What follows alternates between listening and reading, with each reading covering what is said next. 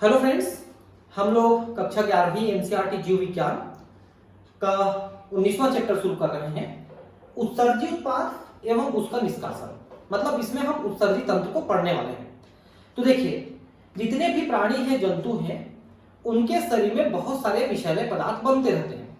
जैसे नाइट्रोजनी विषैले पदार्थ में मुख्यतः पाया जाता है अमोनिया, उसके अलावा कार्बन डाइऑक्साइड, कीटोन इत्यादि।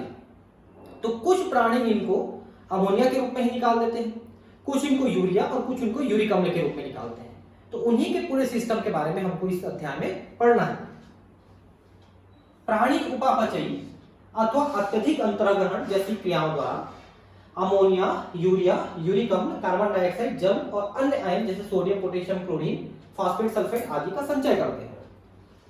तो ये ज्यादातर जो चीजें हैं, ये हमारे शरीर में उपापचयी क्रियाओं द्वारा ही बनते हैं। ठीक है, जैसे प्रोटीन है या अमीनो अम्ल है, उनको जब तोड़ा जाता है तो उनमें से अमोनिया बनता है। अमोनिया इनमें सबसे ज्यादा जहरीला पदार्थ है। प्राणियों द्वारा इन पदार्थों का पूर्णतया या आंशिक रूप से निष्कासन आवश्यक है। देखिए, जैसे हमारा शरीर है, अमोनिया को यूरिया बनाता है, यूरिया को निकालता है, लेकिन हमारे पूरे ब्लड से पूरा का पूरा यूरिया नहीं निकल जाता है।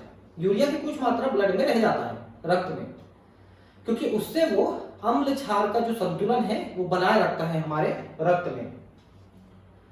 इस अध्याय में आप इन पदार्थों, साथ ही विशेष रूप से साधारण नाइट्रोजनी अपशिष्टों के निष्कासन का अध्ययन करेंगे। तो नाइट्रोजनी अपशिष्ट में कौन है? अमोनिया है, जिसको हमारा लिवर जो है यूरिया में बदलता है। और दो पक्षी हैं, कीट हैं, सरीसृप हैं, इनमें ये यूरिक अम्ल बदलते हैं। तो इनका हम अध्ययन करेंगे। प्राणियों द्वारा उत्सर्जित होने वाले नाइट्रोजनी अपशिष्टों में मुख्य रूप से अमोनिया, यूरिया और यूरिक अम्ल है। ठीक है, तो अमोनिया ही मुख्यतः पहले बनता है सभी प्राणियों में, बाद में भले ही हम उसको यूरिया या यूरिक अम्ल में बदलते हैं। इनमें अमोनिया सर्वाधिक आविष है, टॉक्सिक यानी विषैला है। अमोनिया सबसे ज्यादा जहरीला है, इसको जितना जल्दी हो सके शरीर से निकालना है या फिर इसको यूरिया यूरिक अम्ल में बदलना है। और अमोनिया के निष्कासन के लिए अत्यधिक जल की आवश्यकता होती है, क्योंकि ये जल में विश्रित होकर बाहर जाता है। तो जो प्राणी जल में हैं उनके लिए कार्य आसान है, क्योंकि वहां पर जल की अत्यधिक मात्रा है, उसमें वो विश्रित कर देते हैं। यूरिक अम्ल सबसे कम आविष और जल की सबसे कम मात्रा के साथ निष्कासित किया जा सकता है। तो जो कीट है, सरीसृप है, पक्षी है, ये जो है यूरिक अम्ल जब निष्कासित करते हैं तो उनमें ये ठोस या अर्धठोस रूप में निष्कासित होता है, इसलिए उनमें जल की बहुत कम मात्रा की आवश्यकता होती है। जबकि हम लोग जब यूरिया को बाहर निकालना चाहते हैं तो उसमें अत्यधिक जल की आवश्यकता होती है। ठीक है, 1 ग्राम यूरिया को निकालने के लिए 100 ml पानी की आवश्यकता होती है, तो उसमें हमारे पानी की अत्यधिक वेस्टेज होती है। अमोनिया के उत्सर्जन की प्रक्रिया को अमोनियोत्सर्ग प्रक्रिया कहते हैं। देखिए, जो प्राणी अमोनिया निकालते हैं वो अमोनोटेलिक है, यूरिया तो यूरियोटेलिक है, यूरिक अम्ल तो यूरिकोटेलिक है। और इनको निकालने की प्रक्रिया अमोनोटेलिज्म, यूरियोटेलिज्म और यूरिकोटेलिज्म है। तो अमोनिया का उत्सर्ग यानी अमोनिया को बाहर निकालना है। अनेक अस्थिर मछलियां, उभयचर और जलीय कीट अमोनिया उत्सर्जित प्रकृति के हैं। देखिए, जो मछलियां हैं विशेषकर 2 प्रकार की होती है, एक अस्थिल और एक उपास्थिल। अस्थिल का मतलब वे मछलियां जिनके अंतःकंकाल अस्थियों के बने हुए हैं, यानी कि बोन्स के बने हुए हैं, इनको हम ऑस्टिकथीस कहते हैं। और ये समुद्र में भी और स्वच्छ जल में, नदी तालाब में भी मिलते हैं। जैसे आप लेबियो रोहिता, रोहू या कतला, इनको आप खाते हो, ये अस्थिल मछलियां हैं। और दूसरे होते हैं उपास्थिल मछलियां, जैसे कि आप शार्क, स्कॉलियोडॉन, इनका नाम सुने हैं। ये केवल समुद्र में मिलते हैं। इनका अंतःकंकाल उपास्थि का बना होता है, कार्टिलेज का, भले ही वो अस्थियों के जैसे ही मजबूत हो जाते हैं कैल्शियम साल्ट के डिपोजिशन से। ठीक है, अब देखिए, अमोनिया सरलता से घुलनशील है, इसलिए आसानी से अमोनियम आयन के रूप में शरीर की सतह या मछलियों के क्लोम की सतह से विषरण द्वारा उत्सर्जित हो जाते हैं। तो जो प्राणी छोटे हैं, सूक्ष्म प्राणी या छोटे प्राणी, लोअर इनवर्टिब्रेट्स, उनके शरीर के ज्यादातर कोशिकाएं जल के संपर्क में है, अगर वो जली है तो सीधे सीधे जल में अमोनिया विसरित हो जाती है। अगर वो मछलियां हैं, अस्थिर मछलियां, तो उनके शारीरिक सतह के अलावा जो गिल्स हैं, क्योंकि मुंह से पानी अंदर जाके गिल से निकलता है, इसी में श्वसन होता है, O2 CO2 का आदान प्रदान होता है। उसी दौरान गिल की सतह द्वारा अमोनिया का भी उत्सर्जन कर दिया जाता है। इस उत्सर्जन में वृक्क की कोई अहम भूमिका नहीं होती है। इन प्राणियों को अमोनिया उत्सर्जी या अमोनोटेरिक कहते हैं। ठीक है, तो जो अमोनिया बाहर निकालेंगे वो अमोनोटेरिक होते हैं। यहां पर आप ध्यान रखेंगे कि जो उभयचर लिखा है या कीट लिखा है, ये सब जली के बारे में बात कर रहा है, क्योंकि जो स्थलीय उभयचर हैं वो यूरिया को बाहर निकालते हैं, जैसे मेढक है ना, और जो स्थलीय कीट हैं वो यूरिक अम्ल को बाहर निकालते हैं, लेकिन जो जली हैं उनमें ज्यादातर अमोनिया को बाहर निकालते हैं। स्थलीय आवास में अनुकूलन हेतु जल की हानि से बचने के लिए प्राणी कम आविश नाइट्रोजनी अपशिष्टों जैसे यूरिया और यूरिक अम्ल का उत्सर्जन करते हैं। तो अमोनिया एक तो सबसे ज्यादा जहरीला है, पहली बात। दूसरी बात, उसके निष्कासन के लिए अत्यधिक जल की आवश्यकता है, तो उससे थोड़ा कम जहरीला और कम जल की आवश्यकता वाला है यूरिया, और सबसे कम जल की आवश्यकता होती है यूरिक अम्ल में, और वही सबसे कम आविश भी है, सबसे कम विषैला भी है। स्तनधारी, कई स्थलीय उभयचर और समुद्री मछलियां मतलब उपास्थि मछलियां, जैसे स्कॉलियोडान है, शार्क है जिसमें उपास्थि की बनी है, एंडोस्केलेटन, ये मुख्यतः यूरिया का उत्सर्जन करते हैं और यूरिया उत्सर्जी या यूरियोटेरिक कहलाते हैं। ठीक है, तो यूरिया के उत्सर्जन द्वारा ये जल की कुछ मात्रा को बचा लेते हैं, लेकिन फिर भी यूरिया के लिए काफी जल की आवश्यकता होती है। जैसा मैंने बताया कि 1 ग्राम यूरिया के लिए 100 ml जल की आवश्यकता होती है, और यूरिया अमोनिया से कम विषैला है। इन प्राणियों में उपापचयी क्रियाओं द्वारा निर्मित अमोनिया को यकृत द्वारा यूरिया में परिवर्तित कर रक्त में मुक्त कर दिया जाता है।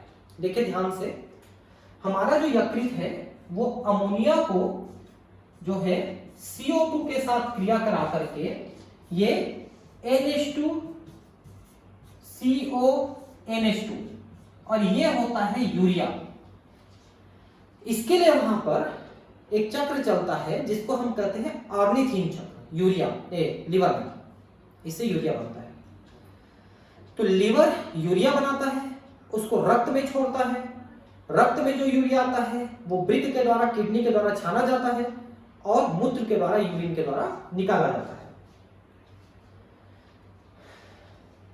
जिसे वृक्कों द्वारा निस्पंदन के पश्चात उत्सर्जित कर दिया जाता है। कुछ प्राणियों के वृक्कों की आधात्री या मैट्रिक्स में अपेक्षित परासरणता को बनाए रखने के लिए यूरिया की कुछ मात्रा रह जाती है। हम लोगों में ही रक्त में यूरिया की कुछ मात्रा बनी रहती है, ताकि वहां पर क्षार अम्ल का जो बैलेंस है, जो संतुलन है, वो बना रहे, पूरा यूरिया को नहीं निकालते। सरीसृपों, पक्षियों, ये स्थलीय घोंघों और कीटों में नाइट्रोजनी अपशिष्ट यूरिक अम्ल का उत्सर्जन जल की कम मात्रा के साथ गोलिकाओं या पेस्ट के रूप में होता है, और ये यूरिक अम्ल उत्सर्जी या यूरियोटेरिक कहलाते हैं। तो जिनमें यूरिक अम्ल निष्कासित होता है उनको यूरिकोटेरिक कहते हैं। सबसे कम जहरीला है और सबसे कम पानी की आवश्यकता होती है, ठोस रूप में या अर्ध ठोस रूप में निकलते हैं। जैसे पक्षी का जो बीट होता है, जिसको हम मल पदार्थ मानते हैं, तो मल के साथ उसी में यूरिक अम्ल भी यानी कि मूत्र भी शामिल रहता है, जो कि वहां पर अर्ध ठोस के रूप में रहता है। प्राणी जगत में कई प्रकार के उत्सर्जी अंग पाए जाते हैं। अधिकांश अकशेरुकों में यह संरचना सरल नलिकाकार रूप में होती है, जबकि कशेरुकियों में जटिल नलिकाकार अंग होते हैं, जिन्हें वृक्क कहते हैं। ठीक है, तो जो छोटे जीव हैं, जो अकशेरुकी जीव हैं, उनमें जैसे कि मान लो आर्थ्रोपोडा कहोगे, इंसेक्टा वगैरह कहोगे, तो इनमें मेलपिगियन टिब्यूल, मेलपिगियन नलिकाएं पाई जाती हैं। उससे पहले अगर आप एनेलिडा में आते हैं, जैसे कि आपका केंचुआ है, तो उसमें नेफ्रीडिया पाया जाता है। एनेलिडा में नेफ्रीडिया, आर्थ्रोपोडा में मेलपिगियन बॉडी, मोलस्का में आर्गेनापोजेनस, है ना, ऐसे पाए जाते हैं। अंग जो कि थोड़े से सरल संरचना वाले होते हैं उत्सर्जी अंग। लेकिन जो हम लोग हैं, जो कशेरुकी प्राणी हैं, उनमें वृक्क जो है एक जटिल संरचना है जिसके द्वारा हम उत्सर्जन करते हैं। अब जो वृक्क है उसकी भी संरचना कम से लेके अधिक जटिल की ओर होती है, जिनको अपन आर्कीनेफ्रिक, प्रोटोनेफ्रिक, मीजोनेफ्रिक, मेटानेफ्रिक इस तरह से बोलते हैं। जैसे हम स्तनियों में और पक्षियों में मेटानेफ्रिक किडनी होता है, लेकिन सरीसृपों में और उभयचरों में मीजोनेफ्रिक होता है। ठीक है, और मछलियों में ये प्रोटोनेफ्रिक होता है, और उससे और पहले की जीवों में ये आर्कीनेफ्रिक होता है। आदि वृक्क यानी प्रोटोनेफ्रिडिया या ज्वाला कोशिकाएं। अब यहां पर एक विशेष बात ध्यान रखिए, प्लेटीहेल्मिन्थ यानी चपटे कृमि जैसे प्लेनेरिया, प्लेनेरिया किसको कहते हैं? प्लेनेरिया यानी ड्यूजेशिया, ये प्लेटीहेल्मिन्थ का सदस्य है। वैसे आपने फीता कृमि का नाम सुना होगा या लिवर फ्लूक का नाम सुना होगा, ये भी चपटे कृमि यानी प्लेटीहेल्मिन्थ के अंदर आते हैं। और इनमें जो उत्सर्जक अंग है उन्हें हम प्रोटोनेफ्रिडिया या ज्वाला कोशिकाएं कहते हैं। तो ज्वाला या फ्लेम सेल का ये मतलब नहीं कि उसके अंदर आग जल रहा है, फ्लेम जल रहा है, ऐसा नहीं है। एक्चुअली ये इस टाइप का एक कोशिका होती है जिसके अंदर ऐसे सीलिया लटकते रहते हैं। जैसे जो ज्वाला ऐसे हिलते रहती है वैसे ये सीलिया हिलते रहती है, तो ऐसा लगता है कि ज्वाला अंदर में हिल रही है टाइप का, किसी दीपक की, किसी मोमबत्ती की ज्वाला ऐसे हिलती है वैसा। इसलिए इसका नाम ज्वाला कोशिकाएं रख दिए हैं क्योंकि सीलिया हिलती है इसमें। तो प्लेटीहेल्मिन्थ चपटे कृमियों में ज्वाला कोशिकाएं, फ्लेम सेल या प्रोटोनेफ्रिडिया पाई जाती हैं। ये बहुत बार पूछा गया है। ठीक है, कुछ रोटीफर, कुछ एनेलिडा, सिफेलोकॉर्डेटा जैसे एम्फिऑक्सस आदि में उत्सर्जी संरचना के रूप में पाए जाते हैं। कि कौन पाए जाते हैं? ज्वाला कोशिकाएं ही पाई जाती हैं। तो विशेषकर प्लेटीहेल्मिन्थ में रोटीफेरा एक छोटा फाइलम है जिसको सूक्ष्म फाइलम, सूक्ष्म संघ या माइनर फाइलम कहते हैं। एनेलिडा के कुछ प्राथमिक सदस्य हैं। सिफेलोकॉर्डेटा, एम्फिऑक्सस ये कॉर्डेटा के प्रारंभिक स्तर के प्राणी हैं। इनमें ज्वाला कोशिकाएं हैं। तो ज्वाला कोशिकाएं किनमें हैं, इसको जरा आपको ध्यान रखना है। ठीक है, और ये आदि वृक्क प्राथमिक रूप से आयनों व द्रव के आयतन नियमन जैसे परासरणी नियमन से संबंधित है। अब इसको एक और चीज समझिए, प्राणियों में, जंतुओं में जो उत्सर्जन तंत्र होता है वो न केवल उत्सर्जी पदार्थों को शरीर से बाहर निकालते हैं, बल्कि ये शरीर में और कोशिकाओं में जल और आयनों के संतुलन का भी कार्य करते हैं, जिसको परासरण नियमन कहते हैं। अगर इनमें जल की मात्रा कम हो जाए तो भी घातक हो जाता है, अधिक हो जाए तो भी घातक हो जाता है। तो अगर जल की मात्रा कम हो रही है तो जल को बाहर जाने से रोकते हैं, और जल की मात्रा अधिक हो जाती है तो जल को बाहर जाने देते हैं मूत्र के द्वारा। हम लोगों में भी ये काम किडनी करता है। तो कोई भी प्राणी है जो उनमें उत्सर्जन तंत्र है वही ये काम भी करता है कि शरीर में जल और खनिज लवणों की मात्रा को भी नियंत्रित करते हैं, जिसको परासरण नियमन या ऑस्मो रेगुलेशन कहते हैं। और ऑस्मो रेगुलेशन के द्वारा शरीर में जल और खनिज आयनों की मात्रा को नियंत्रित की जाती है, उनको बनाए रखी जाती है। केंचुए व अन्य एनेलिड में नलिकाकार उत्सर्जी अंग द्विकक यानी नेफ्रिडिया पाए जाते हैं। ठीक है, तो अपन जब इसको पढ़ेंगे केंचुए को, केंचुआ हमारे सिलेबस में है, पढ़ चुके हैं, पढ़ा चुका हूं मैं उसको, तो वहां पर आप जाके देखेंगे तो नेफ्रिडिया उनमें उत्सर्जन अंग पाए जाते हैं। नेफ्रिडिया नाइट्रोजनी अपशिष्टों को उत्सर्जित करने तथा द्रव आयनों का संतुलन बनाए रखने में सहायता करते हैं। तो कोई भी उत्सर्जन तंत्र है, मैंने बताया कि वो उत्सर्जन के अलावा द्रव आयनों का संतुलन यानी ऑस्मो रेगुलेशन, परासरणी नियमन भी करते ही हैं। ठीक है, ठीक है। अब देखिए एनेलिडा से ऊपर आते हैं तो आते हैं आर्थ्रोपोडा। आर्थ्रोपोडा में तिलचट्टा यानी कॉकरोच सहित अधिकांश कीटों में उत्सर्जी अंग के रूप में मेलपीगियन नलिकाएं पाई जाती हैं। ये जो नेफ्रिडिया आपने पढ़ा केंचुए में, उससे थोड़ा विकसित प्रकार का उत्सर्जन तंत्र है। ठीक है, मेलपीगियन नलिकाएं। और ये नलिकाएं नाइट्रोजनीय अपशिष्टों के उत्सर्जन और परासरण नियमन में मदद करते हैं। बार बार वही बात लिखना है हमको, है ना, कि परासरण नियमन को भी ये मैनेज करते हैं। झींगा, प्रॉन, ये भी आर्थ्रोपोडा है, लेकिन इसके क्रस्टेशियन है। आर्थ्रोपोडा के अलग अलग क्लासेस हैं। देखिए आप संघ, वर्ग, गण ऐसा पढ़ते हो ना, तो संघ आर्थ्रोपोडा है, उसके वर्ग हैं अलग अलग। जैसे आपने अभी कीट पढ़ा, तो कीट इनका एक वर्ग है, वैसे क्रस्टेशिया इनका एक वर्ग है, एरेक्निडा एक वर्ग है, ठीक है। तो क्रस्टेशिया में झींगा, जिसको खाया भी जाता है, इनमें एंटीनल ग्लैंड या हरित ग्रंथियां यानी ग्रीन ग्लैंड पाई जाती है। ध्यान से समझिए, इनमें संवेदी अंग एक होते हैं, एक जोड़े एंटीना, उसके साथ लगे होते हैं उत्सर्जी अंग, जिनको एंटीनरी ग्लैंड या एंटीनल ग्लैंड या श्रृंगी ग्रंथियां कहते हैं। इसके अलावा इसमें ग्रीन ग्लैंड या हरित ग्रंथियां भी उत्सर्जन का काम करते हैं, ठीक है, क्रस्टेशियन में। तो किन किन प्राणियों में कौन कौन से उत्सर्जन अंग हैं, ये आपको जानना अत्यंत आवश्यक है। अब ये मानव का उत्सर्जन तंत्र देखिए। हमारा जो उत्सर्जन तंत्र है मुख्यतः ये दो किडनीज के द्वारा बने होते हैं, और दोनों किडनी हमारे उदर गुहा में स्थित हैं। हमारा जो दायां किडनी है, ब्रिक है, वो थोड़ा नीचे में है। क्यों? क्योंकि ठीक यहाँ पर एक बड़ा सा लिवर है, उसके कारण से थोड़ा नीचे में है, और बाकी दूसरा किडनी थोड़ा ऊपर में है। अब देखिए कि दो किडनियां यहां पर हैं, दो ब्रिक यहां पर हैं।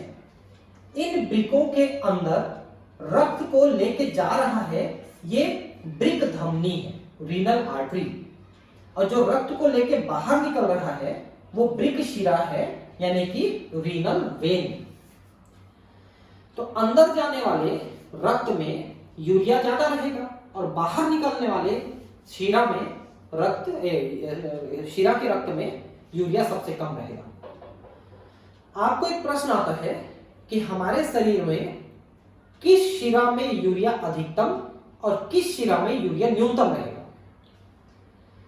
तो अधिकतम रहेगा हमारे यकृत शिरा में, लिवर की शिरा में। क्यों? क्योंकि लिवर यूरिया को बना करके उसी रक्त में भेज रहा है, तो वहां पर सबसे ज्यादा यूरिया निकलेगा आपके, जो लिवर से निकलने वाली शिरा है वहां पर। लेकिन किडनी के अंदर जो ब्लड गया उसमें से यूरिया को छान के निकाल लिया किडनी ने, और बाकी जो रक्त है उसको बाहर भेजा, तो उस रक्त में यूरिया की मात्रा सबसे कम रहेगी। माने ब्रिक से निकलने वाली शिरा में सबसे कम और यकृत से निकलने वाली शिरा में सबसे ज्यादा यूरिया रहेगी। इसके अलावा देखिए, ब्रिक जो यूरिया निकाल के जो यूरिन या मूत्र बनाता है उसको एक नलिका द्वारा बाहर भेजता है। इस नलिका को हम कहते हैं यूरेटर, यानी कि मूत्रवाहिनी, यूरेटर, ठीक है, इसको कहते हैं। और ये यूरेटर यहां पर मूत्राशय में, यानी कि यूरिनरी ब्लैडर में खुलता है, और यूरिनरी ब्लैडर से एक और नलिका बाहर खुलती है जिसको मूत्र उत्सर्जन नलिका कहते हैं, यानी उसको यूरेथ्रा कहते हैं। और जो यूरेथ्रा है फीमेल में, महिलाओं में छोटे साइज का होता है, लंबाई उसकी कम होती है क्योंकि शरीर से ठीक बाहर आके खुल जाती है। लेकिन पुरुषों में चूंकि ये नर जननांग शिश्न से होते हुए गुजरता है, तो शिश्न की लंबाई के बराबर इस यूरेथ्रा की लंबाई भी ज्यादा हो जाती है पुरुषों में, है ना, और यूरेथ्रा के टिप में जाके ये खुलती है। मतलब पुरुषों में अधिक लंबी यूरेथ्रा यानी कि मूत्र उत्सर्जन नलिका, और स्त्रियों में कम होती है। आप एक किडनी की संरचना अगर देखें तो किडनी के अंदर वाले भाग को हम दो भागों में विभाजित कर सकते हैं। एक तो इसके किनारे किनारे का हिस्सा होता है जिसको हम कॉर्टेक्स या वल्कुट कहते हैं। जैसे ये किडनी है तो इसके किनारे किनारे का हिस्सा कॉर्टेक्स या वल्कुट कहलाएगा। हमारे शरीर के अधिकांश जो आंतरिक अंग हैं उनको हम अंदर से दो भाग में बांटते हैं। किनारे वाला भाग कॉर्टेक्स यानी वल्कुट, और अंदर वाला भाग मेडुला यानी मज्जा। तो हमारा जो ब्रिक है, किडनी है, इसमें भी किनारे वाला भाग वल्कुट और बीच वाला भाग मज्जा यानी कॉर्टेक्स और मेडुला में बटा रहता है। लेकिन यहां पर जो किनारे वाला वल्कुट है ये मज्जा में बीच बीच में ऐसे घुसा हुआ है, देख सकते हैं ऐसे बीच बीच में घुस गया है ऐसे, जिसके कारण से ये मज्जा वाला भाग छोटे छोटे हिस्सों में कट गया है और इन हिस्सों को देखिए कि ये पिरामिड जैसे बनाए हुए हैं, इसलिए हम इसको मेडुलरी पिरामिड कहते हैं। यहां पर मेडुलरी पिरामिड नाम नहीं लिखा है, खाली मेडुला या मध्यांश यानी कि मज्जा लिखा है। और ये जो अंदर घुसा हुआ है कॉर्टेक्स, इसको अपन रीनल कॉलम्स ऑफ बर्टिनी यानी बर्टिनी के खंभ कहे जाते हैं। रीनल कॉलम्स ऑफ बर्टिनी इसको कहा जाता है। रीनल कॉलम बर्टिनी ने बर्टिनी के खंभ कहे जाते हैं। मतलब कॉर्टेक्स ऐसे अंदर घुस घुस करके मेडुला को छोटे छोटे हिस्सों में काट दिया है और जो छोटे हिस्से हैं वो पिरामिड के आकार में कटे हुए हैं, जिनको अपन मेडुलरी पिरामिड कहते हैं। ठीक है, तो हमारी एक किडनी के अंदर करीब 10-12 की संख्या में पिरामिड होते हैं। ठीक है, जिसको मेडुलरी पिरामिड कहते हैं।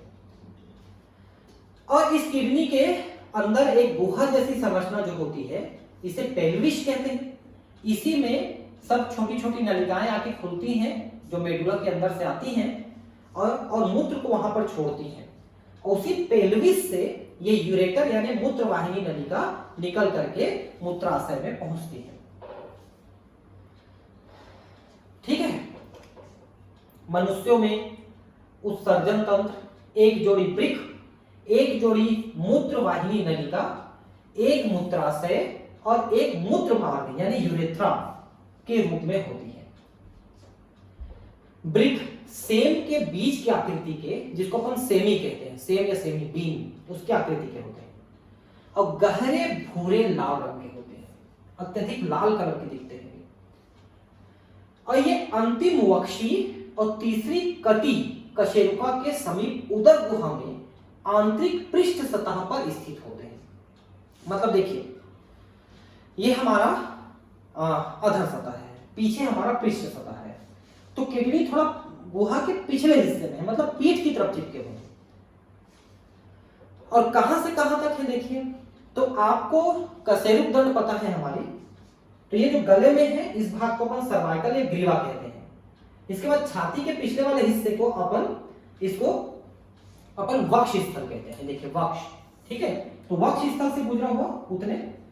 फिर कटी का मतलब है कमर यानी लंबर, तो यहां पर 7 है, छाती के पीछे 12 और ये कटी प्रदेश में 5 कशेरुक है। ठीक है, तो जो 12वां है ऐसे नीचे आ रहा है, 1 2 3 4 5 6 7, ये तो गले में हो गए। उसके बाद 12, 1 2 3 4 5 6 7 8 9 10 11 12, ये हमारे वक्ष का अंतिम है। उसके बाद 1 2 3 4 5, ये हमारे कमर वाले हिस्से में है।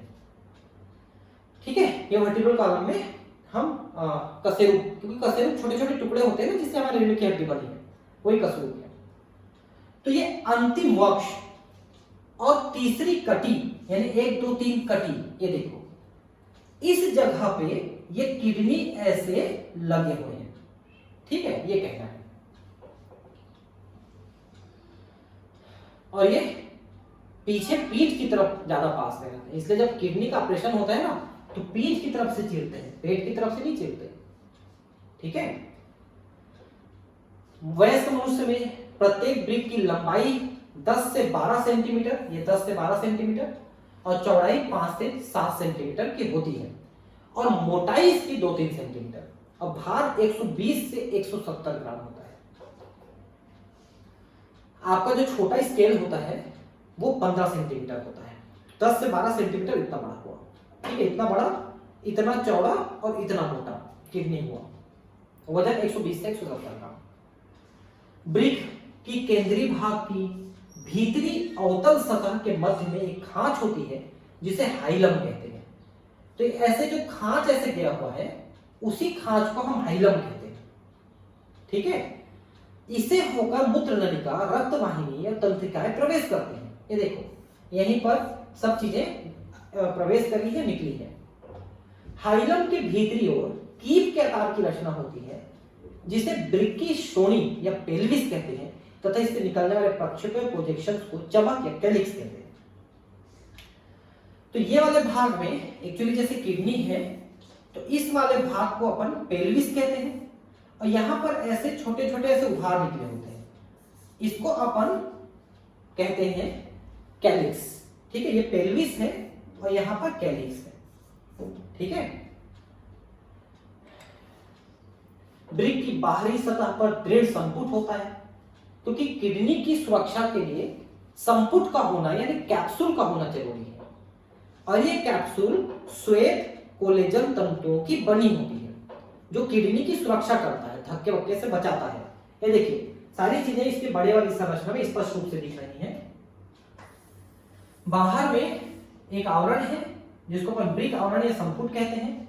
एक किनारे वाला भाग वल्कुट यानी कॉर्टेक्स, अंदर वाला भाग मेडुला जो कि छोटे छोटे इसमें कटा हुआ है। यहाँ पर देखिए पर्टिनी के स्तंभ, अभी बताया था हमने, रीनल कॉलम ऑफ पर्टिनी। और यहाँ पर पेल्विस है और यहाँ पर छोटे छोटे उभार यहाँ पर निकले हैं, ये कैलिक्स है। ठीक है, ये कैलिक्स है और यहाँ पर जो निकले होते हैं ये पेपिली कहलाते हैं। थोड़ा सा चेंज है, पिछले स्लाइड में मैंने वहां पर कैलिक्स बता दिया था, कैलिक्स एक्चुअली यहाँ पर होते हैं, ये पेपिली होते हैं। ठीक है, और इसी पेल्विस वाले भाग में मूत्र कलेक्ट होता है और वहां से फिर यूरेटर के द्वारा बाहर आता है। ब्रिक में दो भाग होते हैं, बाहरी किनारे की तरफ वल्कुट कॉर्टेक्स और भीतरी भाग मध्यांश से मेडुला। मध्यांश कुछ शंक्वाकार पिरामिड में बटे होते हैं जो कि चषकों में फैले रहते हैं, मतलब बाहर की तरफ फैले हैं, अंदर की तरफ संकुचित है। वल्कुट मध्यांश पिरामिड के बीच फैलकर ब्रिक स्तंभ बनाते हैं जिसे बर्टिनी स्तंभ यानी कॉलम्स ऑफ बर्टिनी कहते हैं। ये जो अंदर घुसा हुआ है ये कॉलम्स ऑफ बर्टिनी है, जो कॉर्टेक्स अंदर घुसा है ऐसे, ये कॉलम्स ऑफ बर्टिनी है। प्रत्येक ब्रिक में लगभग 10 लाख जटिल नलिकाकार संरचना ब्रिक कणों या नेफ्रॉन पाई जाती है।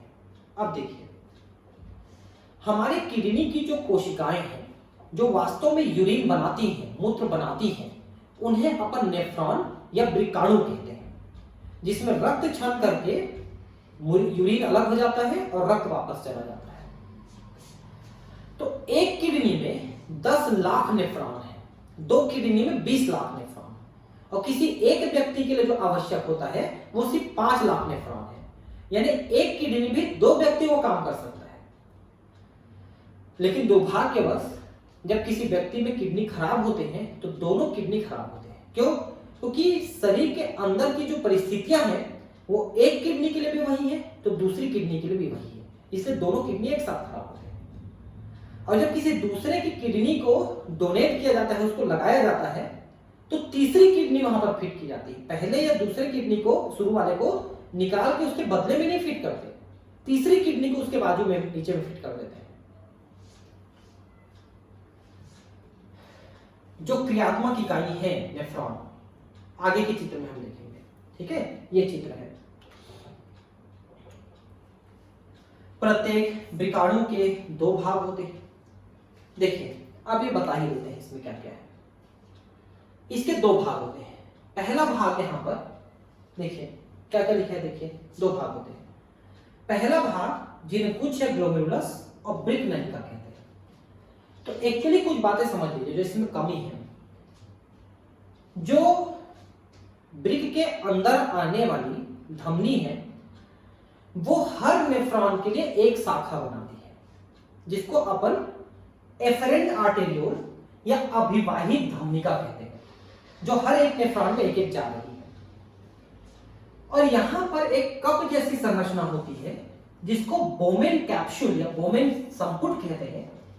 इसके अंदर प्रवेश करके ये ऐसे कॉइल बना करके एक कॉइलिंग करके ये यहां पर रहती है।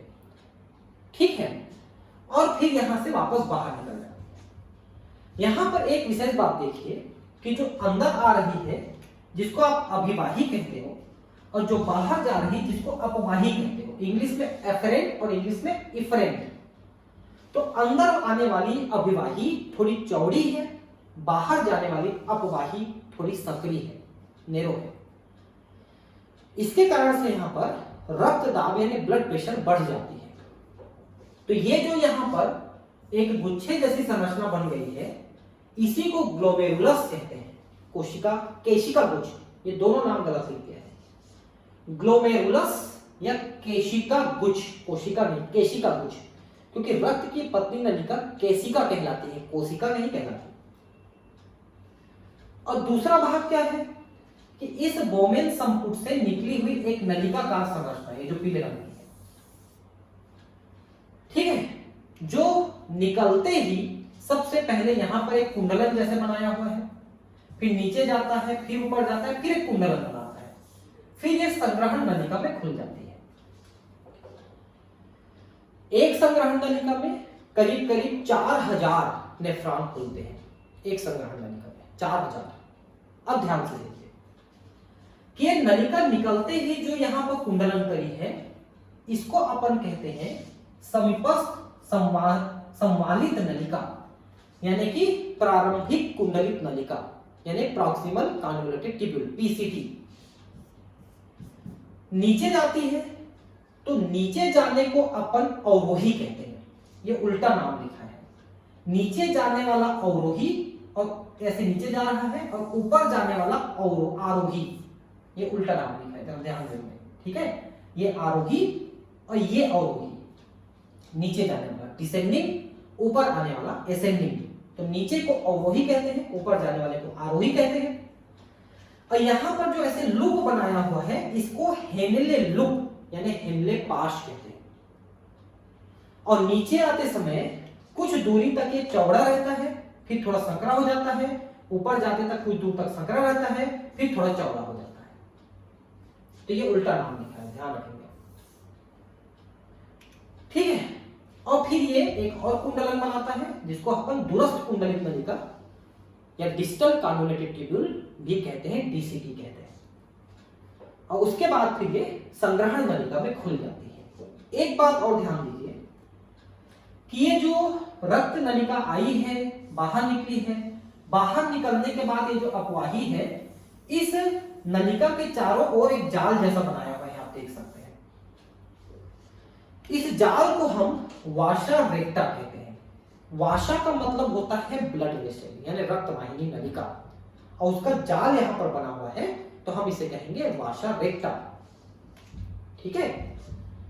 तो इस तरह से यहां पर एक तो ये बना हुआ है ग्लोमेरुलस, बोमेन कैप्सूल, ये नलिका, नलिका में पीसीटी यानी प्रारंभिक कुंडलित नलिका, फिर अवरोही, फिर आरोही, फिर दूरस्थ कुंडलित नलिका, और ये संग्रहण नलिका, और ये अपवाही वाली पतली और एक कुंडलिन बनाए हुए जिसको अपन वाशा रेक्टा कहते हैं, और अभिवाही वाली चौड़ी होती है।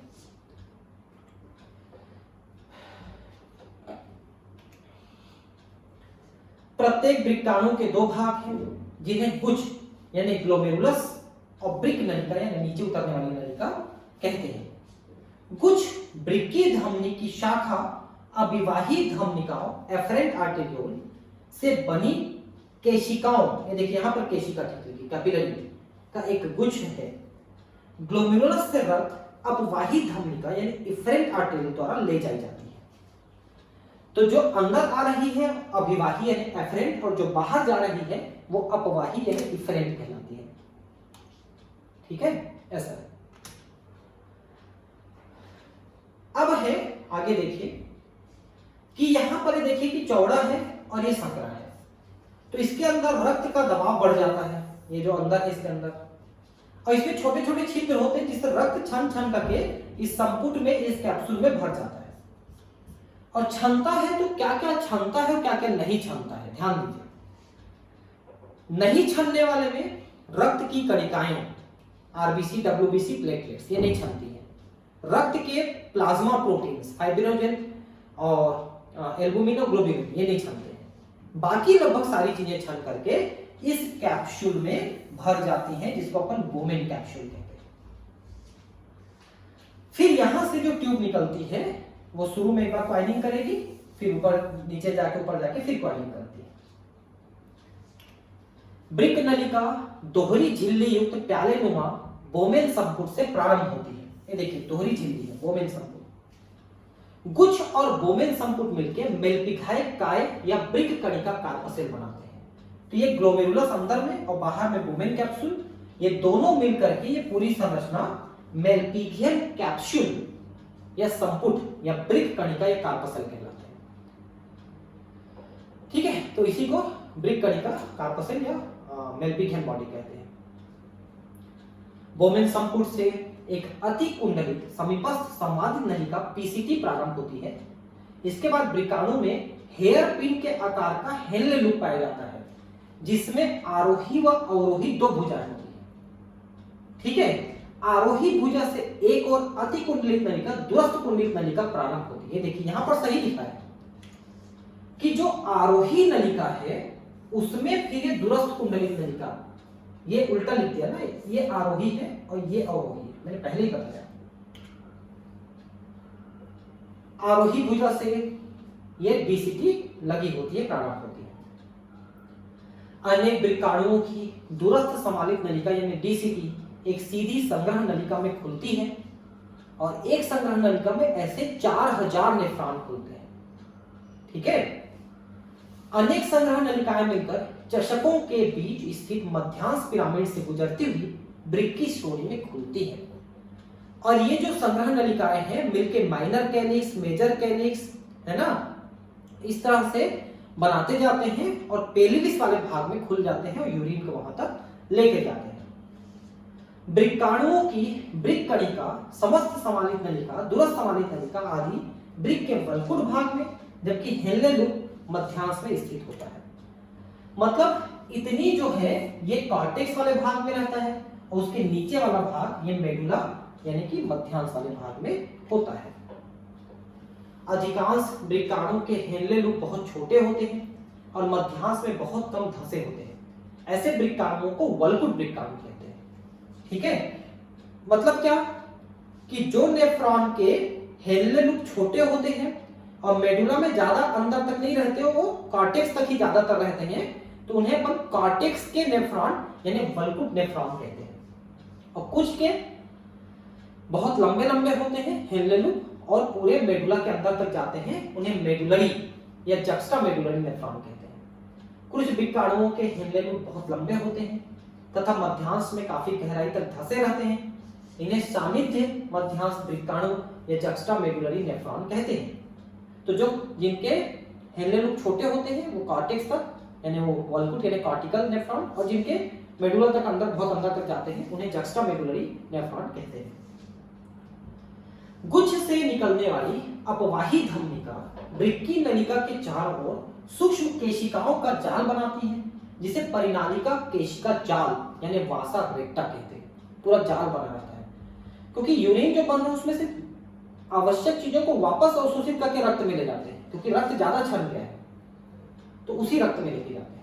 इस जाल से निकलने वाली एक एक सूक्ष्म वाहिका हेनले लूप के समानांतर चलते हुए यू आकार की संरचना वासा रेक्टा बनाती है।